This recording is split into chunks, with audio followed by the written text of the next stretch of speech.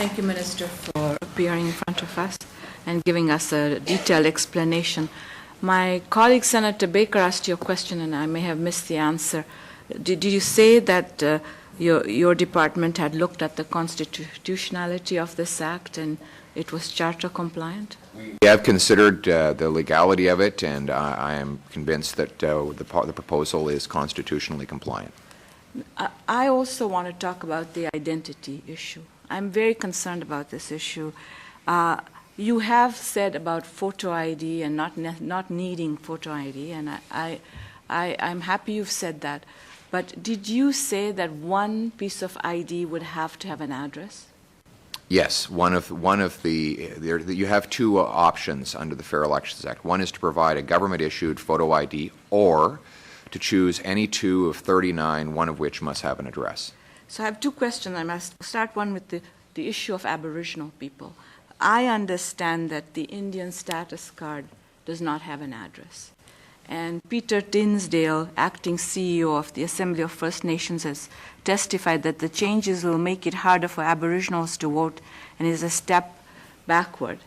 I hear you, Minister, and this debate has been going on about identification. For me, what's important is once this bill is passed, how are we going to make sure that Aboriginal people who do not have an address on their reserve, what are you going to put in place so that they can vote?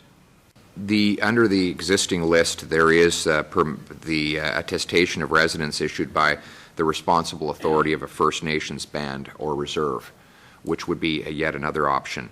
And that would assume that the voter in question did not have any utility bills, any bank card, any vehicle ownership insurance, any correspondence from a university, any statement of government benefits, any government check whatsoever, any pension plan statement of benefits contribution, no residential lease or mortgage, no income or property tax assessment, which in that case wouldn't apply, of course, no insurance policy. Like, if you have none of those things, you can still seek a letter of attestation from your First Nations band or reserve. Minister, the reality is that some Aboriginal people have no home address.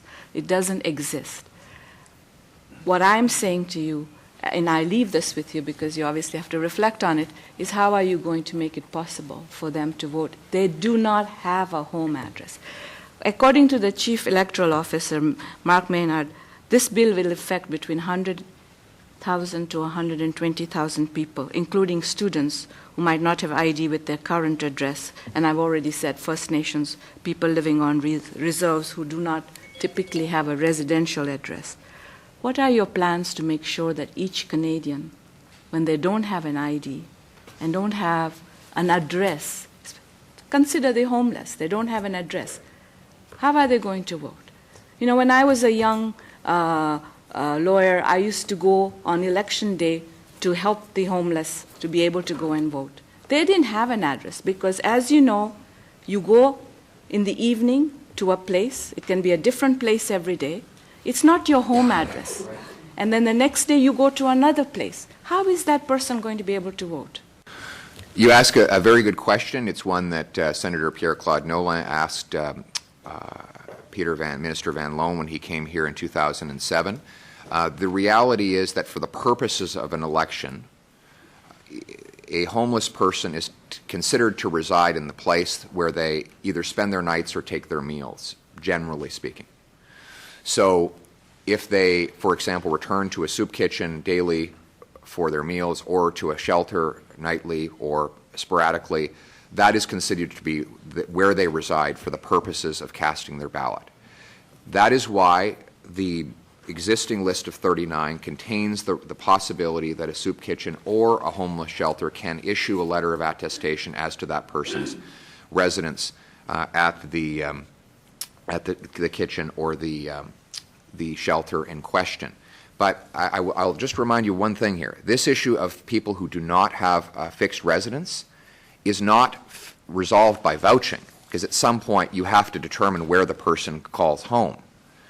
Just because it's done by spoken word does not mean that it is any easier or more accessible than if it is done by the written word of an authority that provides services to that person. Minister, every few months I walk on the streets of Vancouver in the middle of the night.